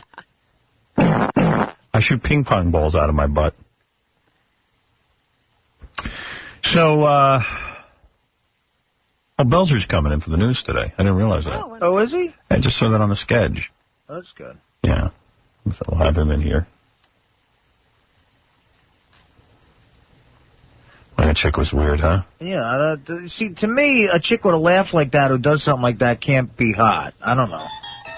And if she is, Artie, what does it mean? Well, then that means I'm wrong.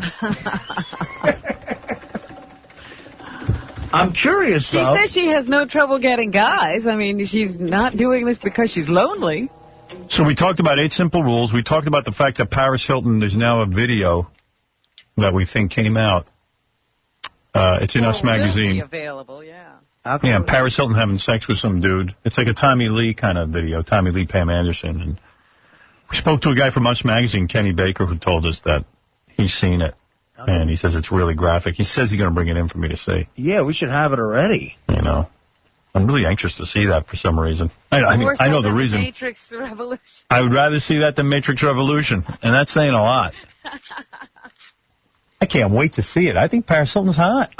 Look, there's a picture of her in the Daily News today that is just like the sexiest thing, man. I mean, I'm dying to see it. Okay, we got a lot of email. We did get a couple of nice ones. I thought you were giving up on the email. You're going to read it anyway. I'll read it anyway. Can you end with the nice ones? There are hardly any nice ones. It starts out kind of nice. You know, I was talking about how VH1 put on a show, TV show, that ugly guys with good-looking women. And, of course, I was on there with Rick Ocasek from the Cars and a couple other dudes. Bobcat Goldthwait. And a couple other dudes who are, I guess, deemed ugly by VH1.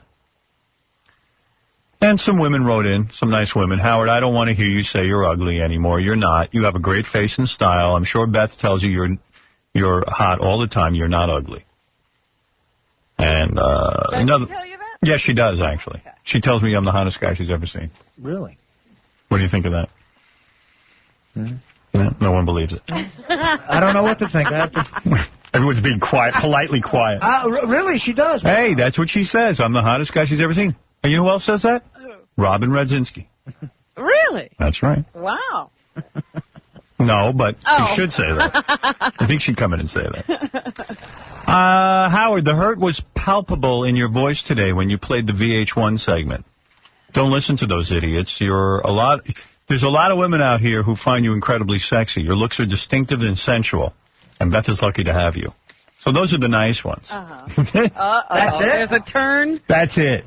Wow. You whiny bitch.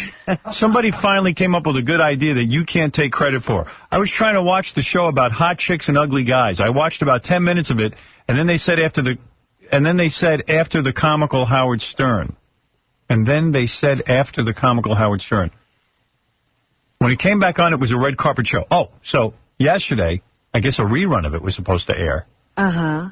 And in the middle of the show, when it was about to get to my segment, they pulled it off the air. And put a rerun, a runway show on. Yeah.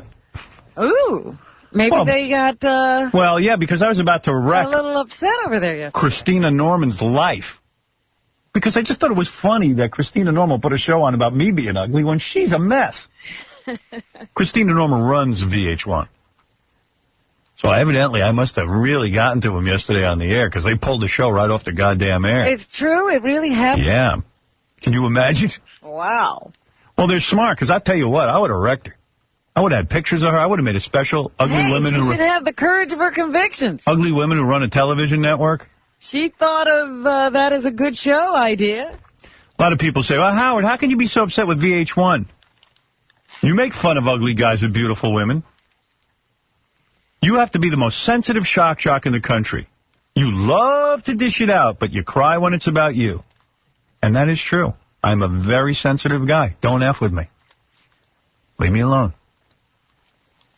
I can dish it out, and I can't take it. You're absolutely right, my friend. So you're admitting it? Yes. You are such a whiny, big-nosed, arrogant tool. You whined yesterday twice about being called ugly by that stupid VH1 bitch. You, of all people, should not be whining, you big baby bitch. You've made a career out of making fun of people, calling people ugly and fat and disgusting. Yet when one person decides to call you ugly, you cry like the bitch that you are. Well, let me tell you something. I didn't cry like a bitch. I got even. I just said, I'd like to see the person that runs VH1 who can call other people ugly. It is true I call other people ugly, but I call myself ugly. I just don't need some bitch calling me ugly. Am I right or am I wrong? Screw that. It must be fair to turn around and evaluate her looks. Yeah, why can't I evaluate her looks? She's evaluating mine. That's all. I'm taking it. She's saying it's all about the looks. That's right. So if it's all about looks, it's the same thing that Rupert Murdoch's newspaper could come to my house and print my address in the paper. And they'll all go, what's the big deal? You're a public figure, but let's see if I start trailing Rupert Murdoch and putting his address in the paper and where his kids live and everything else. I guarantee you he'll whine like a little bitch. Guarantee the man will be reduced to nothing. So don't tell me that, hey, this is war, baby. Life is war. You never bothered that woman before? Never. I don't even care about Christina Norman. Out to make her life miserable. Yeah. I was leaving her alone. Don't F with me. That's all I'm saying. Go F with someone else. Not me. Everything is war to me.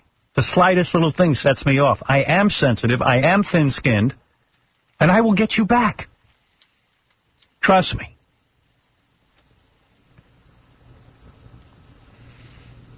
There's no surprise in my lifetime that a lot of my enemies have sort of gone away through one device or another. Some of them you'll know about, some of them you won't. Why should I sit and take crap from anybody? Took enough crap growing up. God damn it.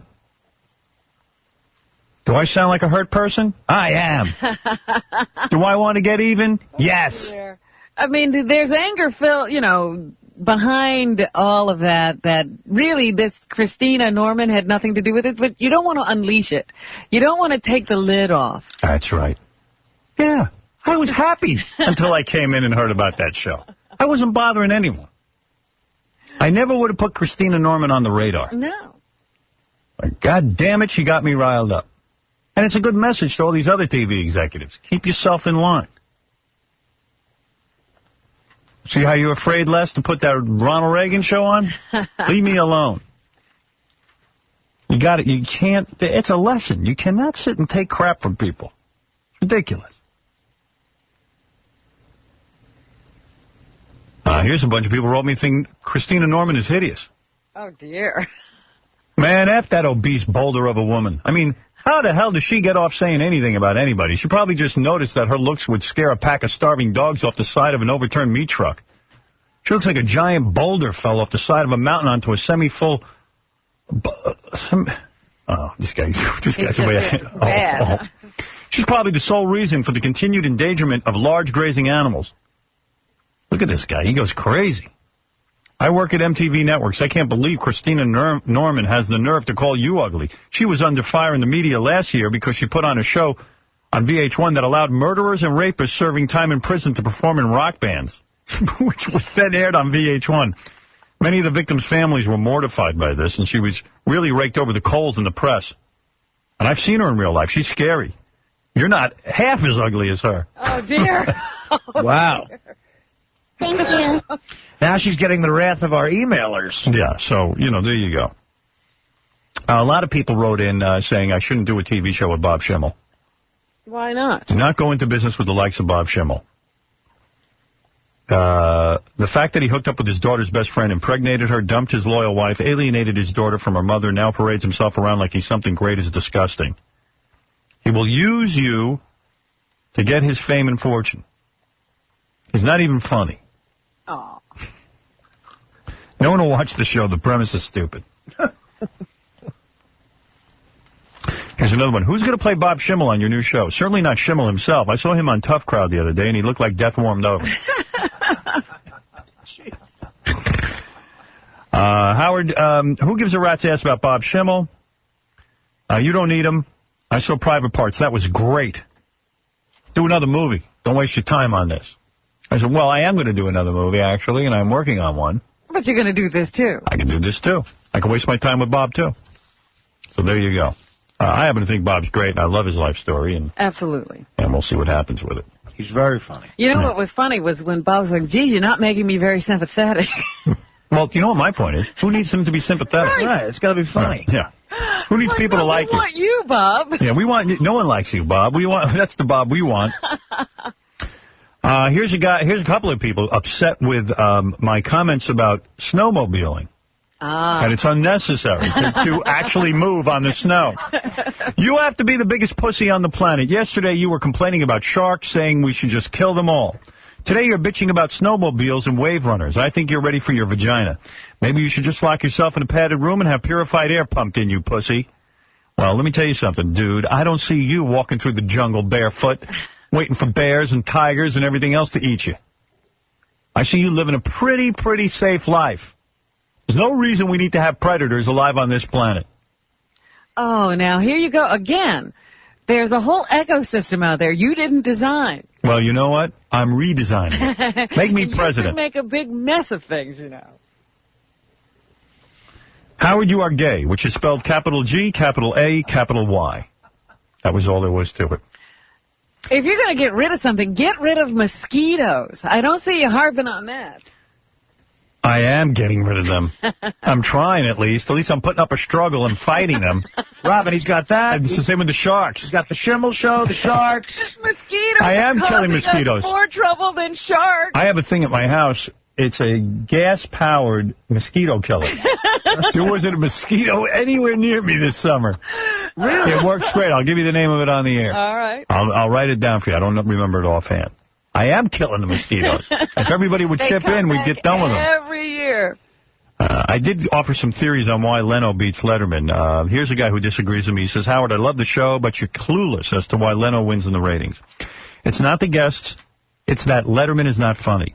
His gags are tired. Maybe it was funny 10 years ago to screw with the sand niggers in the deli, but it's pathetic that he is still doing it. Oh. Letterman, oh my goodness. Letterman has this attitude that if you don't think he's funny, then you don't get it. Well, I do get it, and he sucks. Leno, on the other hand, has a funny monologue every night. It's never lame. Guests have nothing to do with it. People simply just want to laugh, and they like Leno. Well, that's his opinion.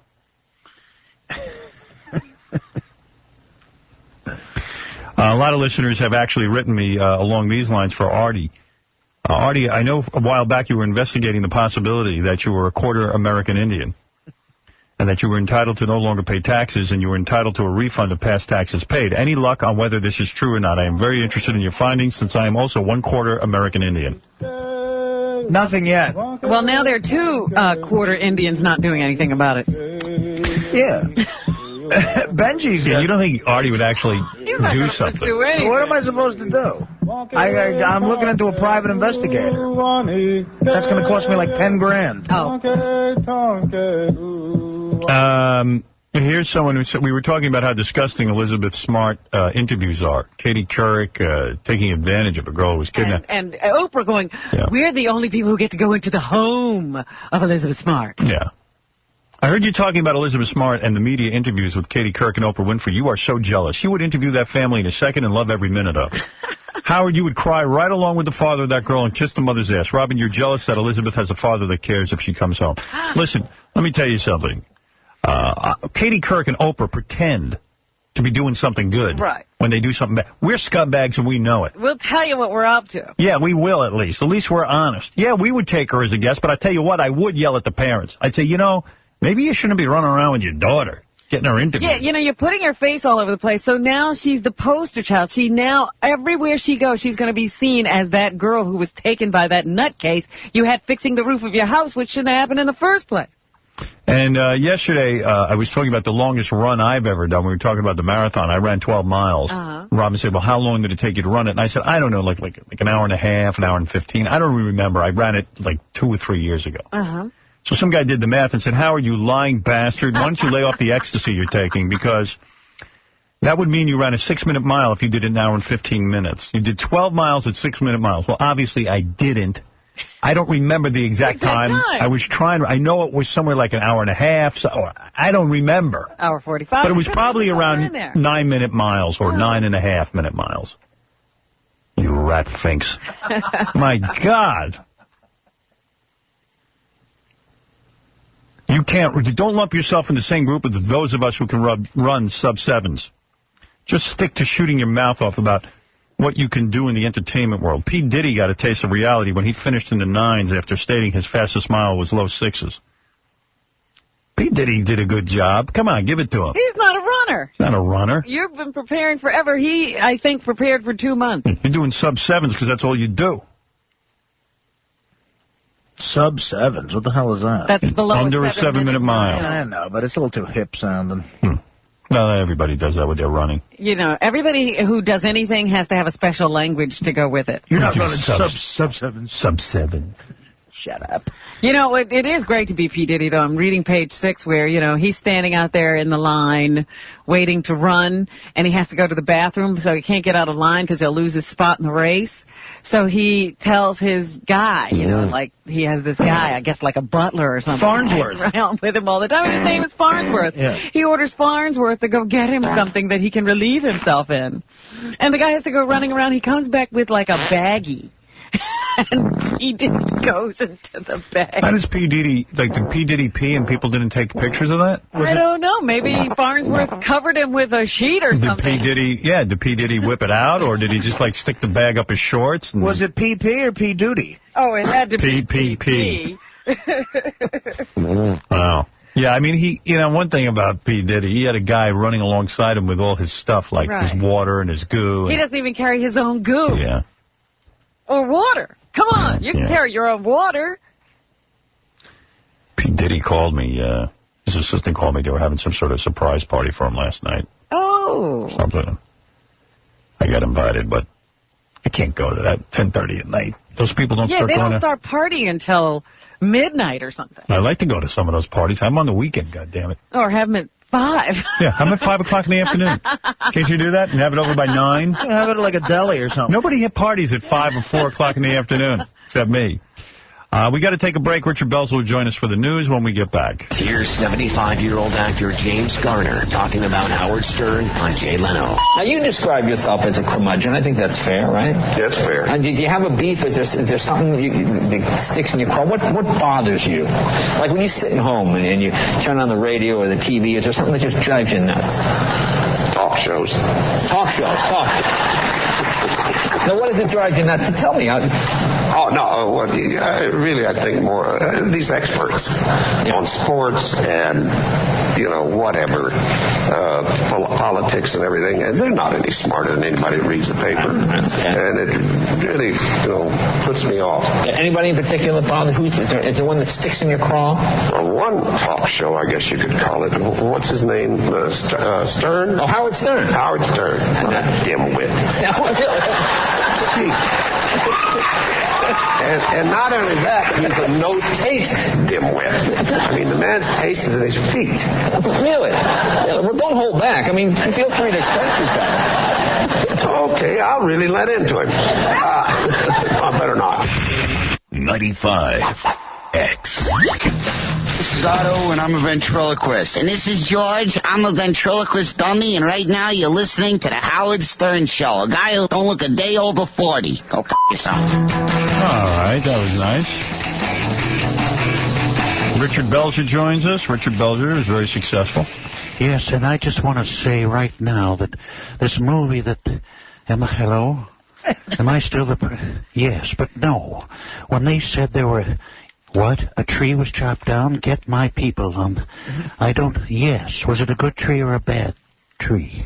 That was outtakes from the Reagan movie. Wow. There you go. That's good. Yeah. Richard is so excited that Reagan is in the news Yes. So you could whip out that Reagan impression. I know, it's the 80s, so I haven't been able to do Reagan. Let me get out my food stamps. Lick this. As you say, you're a Jewish breath of fresh air. Yes. And it's great to see you. Nice to see you, my friend. Hello, darling. How are you? I'm good. Nice to see you, boys.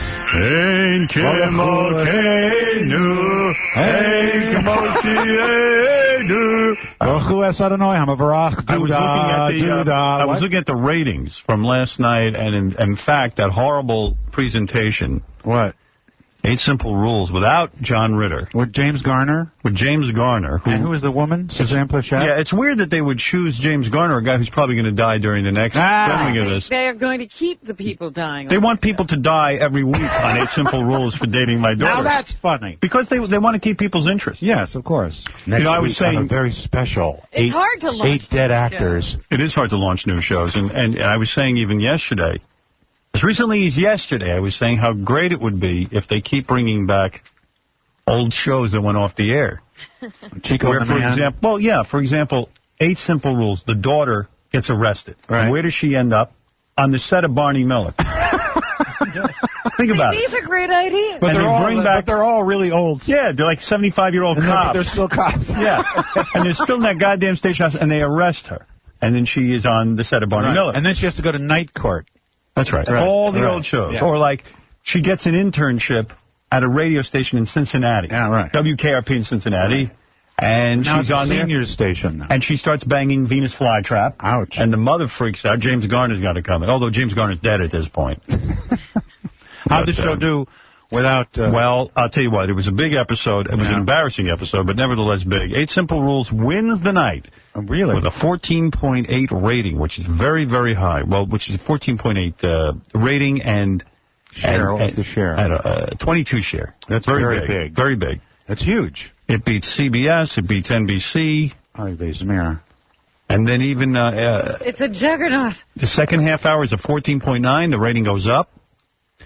And then even the show afterwards does well, which is the Jim Belushi show. Oh, my God. I know. That show. They benefit. They benefit. The rest of the night they don't do as well, but it doesn't matter because... They win the 8 to 9 or 8 to 10? They win for the night. How did my show do? What is your show? Jews on Parade. No, really, what is your variety show that we do on the I forget what show you're on. I'm not kidding. You know, it's a Law and Order something or other. Special Victims Unit. What time are you on? What time can you get here? Don't be insulted. I don't watch that. I don't care when you watch I watch Smallville. If it wasn't for you, I wouldn't be on that show. Exactly. What do you care if I watch it? That's true. 10 o'clock. All right, 10 o'clock. NBC. Law and Order Special Victims Unit, NBC. Yes, sir. All right. Judging Amy is number 1. He gets a 10.8. But you're number 2 with a 9.6, which is, I mean, that's about a dead heat in my book. Judging Amy got married last night. That's why she got big ratings. Yeah. That bitch. NYPD Blue gets an 8.5. I guess we're going to have to get you in a wedding dress. Yeah. Munch gets married. So your show is very popular. I didn't realize. I should marry Sipowicz. I had no idea how popular your show was. Oh, it's huge. Plus, we're on every day now on USA. Good for you. You know what? You've really worked it into a whole career. That one I hope so. I got 4 mortgages. You're not kidding. Yeah. More excited about the National Lampoon Radio Hour, though. No one else is. I don't know why you are. You are. You know you are. No, I'm not. Weren't you a big fan of the National Lampoon Radio Hour? I was. Did you bring that back? Yeah, and I brought when is some it? samples. Are you bringing back the original? Yes, it's on now every weekend. It's on your Chicago station. Oh, good. On Saturday. WCKG on Saturday night. Richard Belzer. Yes, sir. Brought back the National Lampoon Radio Hour. No one was asking for it, but it's back. The world wants it. And you're syndicating it, I guess. It's syndicated. We're in about 40 markets now. Good for you. What do you do on there? I'm the host. I'm one of the writers, and do a lot of acting on it, a lot of characters. Good. John Lovitz was on last. I'm sorry, Fred. Yeah, Fred, we don't mean to interrupt. You know, if that happened on my show... Hey, Fred, put a Hummel figurine up here. Fired. No, the show's doing really well. It's getting raves critically, and I brought some cuts for you to hear. Maybe we'll play 1 or 2 before I leave. Not necessary. You might. You might want to have some laughs. I don't want to laugh. You don't have to generate. I'm not laughing. That's because you're tired today. Richard Belzer this Saturday night at Caroline's in Manhattan. Have you ever seen the Bells live? It's a treat. I've seen the Bells. Tickets call 212-757-4100. He's a very funny guy. Saturday night at Caroline's. I want a good-looking audience. Only show up if you're good-looking. And I want you dressed well. I don't want any ugly people in the audience. Is that fair, or is that rude of me? Or well, I'm canceling then. Jeez. No, you're okay. Because the back of the room is very dark, ladies and gentlemen. The VIP area. Yeah, the VIP. Here's some of the new Lampoon stuff. This is they do a lot of song parodies and funny things that Bells writes at home. Yeah, Bells will love this. The house next door to me's been sold to niggers. Wow. Boy, Bells, you guys are claim to be wild Indians guys with from the plains. Oh, but they ain't shucking me. They're colored people. Is that you singing? That's me we'll singing, make and I wrote it. Cowboys and niggers our new game. Don't you think it's a little harsh? You know what? I guess we shouldn't put that on.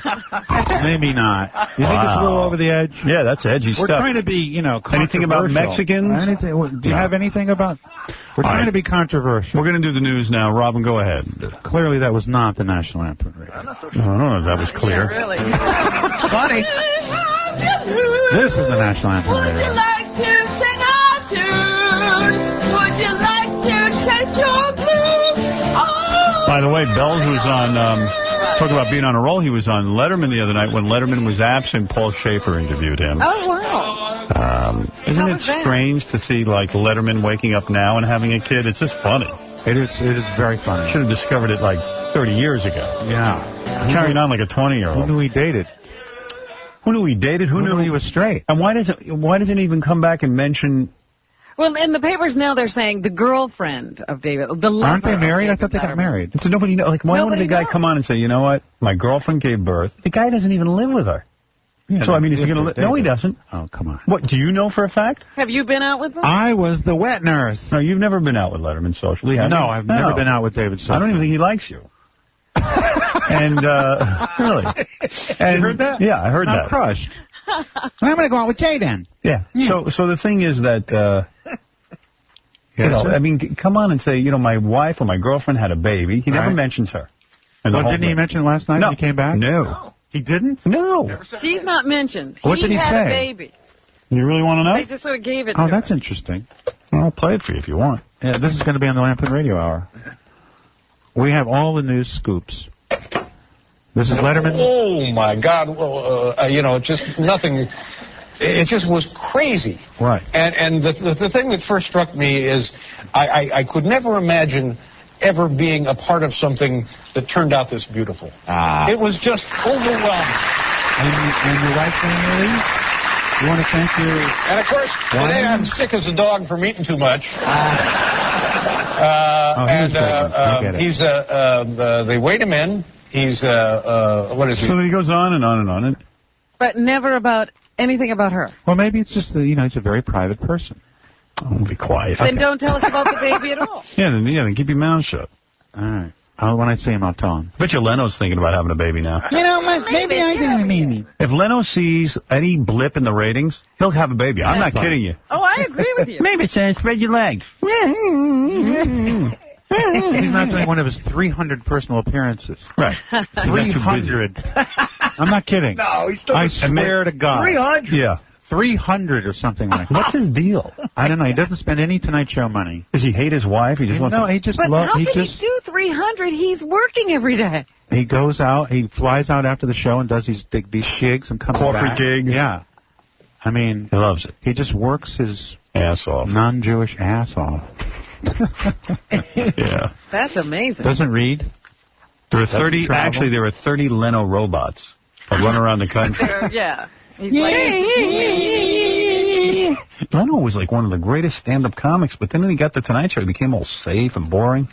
But it's working for him. I mean, he's beating Dave in the ratings. Number one, and he's he's a brand now. Yeah. So what are you going to do? I don't know, but Robin. You know it'll be great. Right and you're wrong. Leno's kid will struggle to beat Harry Letterman in grades. He'll compete in sports. Eternally, the families will be locked in battle. Hey, Dad, I just beat Harry Letterman at the track. Great. That's great. Great. I mean, there's plenty of room for everyone, but as long as you win. I mean, will Leno's kid really have a fighting spirit with his father always saying there's room for everyone? Yeah, there's room for everyone, but We're number one, Dad. I just beat Harry Letterman. Hey, kick Harry Letterman's ass. Hey, now Harry Letterman is in my life. Harry There's a name you shouldn't know. Harry Letterman. Harry Letterman. Hey, Dad, Harry Letterman's on a Lampoon Radio Hour. I want to be on it, too. You see how I get the plugs? Oh, great. All right, this is happening again and again and again. I don't know what's happening in boys' sports Yes, go these ahead. days. Jay's going to have to rape Mavis if he's going to have another kid. Well, he's going to do a lot more than that because she got her tubes tied, didn't she? Mavis, come over here. I'm going to put on my rubber gloves and untie your goddamn tubes. I told you, I got to have a baby. Let me get up in there and see what I can untie. Dave just had a baby. You must have an egg in there. There's got to be one. Some eggs left? You must have an egg in there. You must.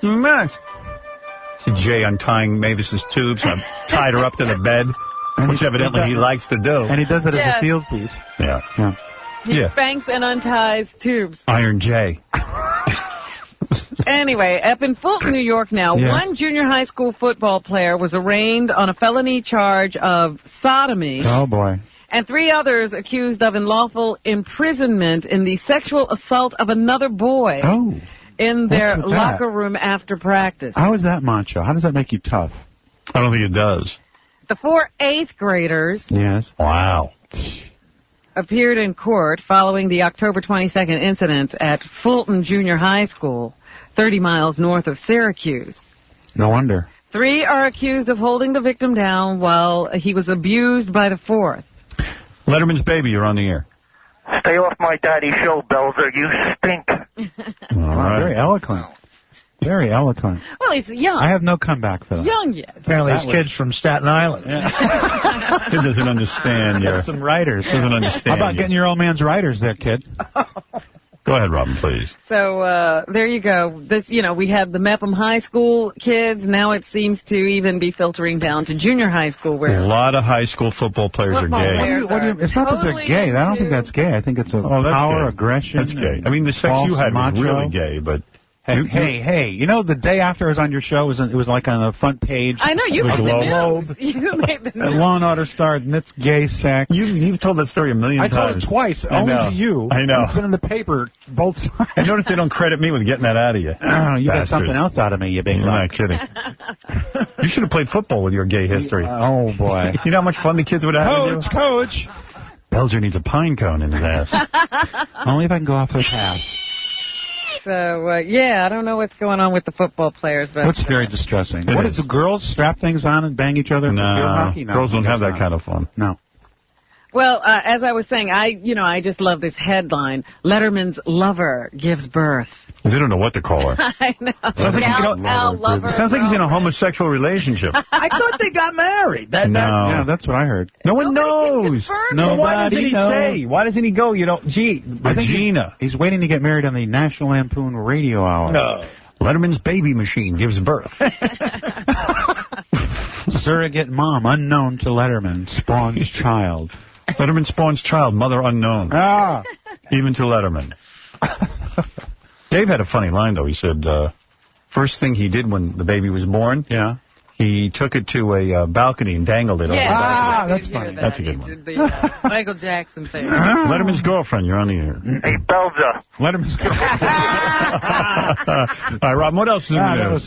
We had elections yesterday. Hey, Belzer.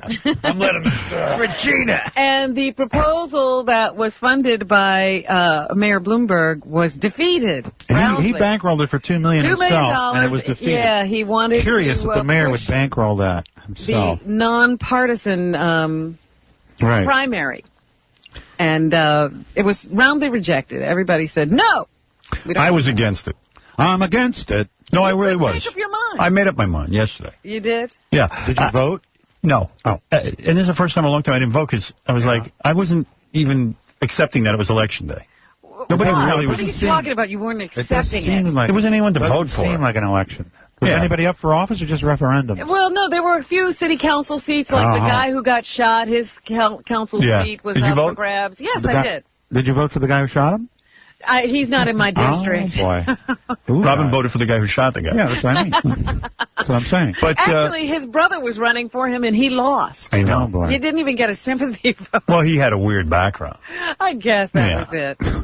He had some things going on, but I got usually the sympathy, sort of. So we don't know the name of anyone. Member we don't know the name of anyone who was elected to anything, is what we're saying. Right. Of course not. Why would we? That's how I was against the idea of eliminating.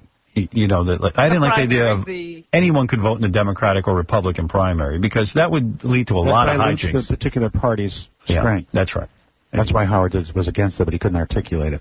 Thank you. Okay. Oh, were you opposed to the non-partisan You know what? I don't primary? care, frankly. He's wild. He doesn't care French about it. anyway. What am I talking to him for?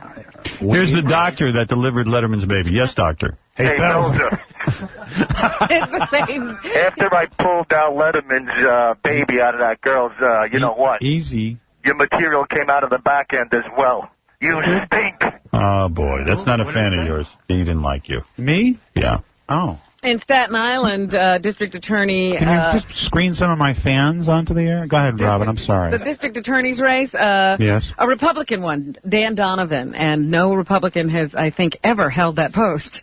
So he got the endorsement of Governor Pataki and Rudy Giuliani, and I guess that swept him into office. And what town? Staten Island. Oh, that's important. Place.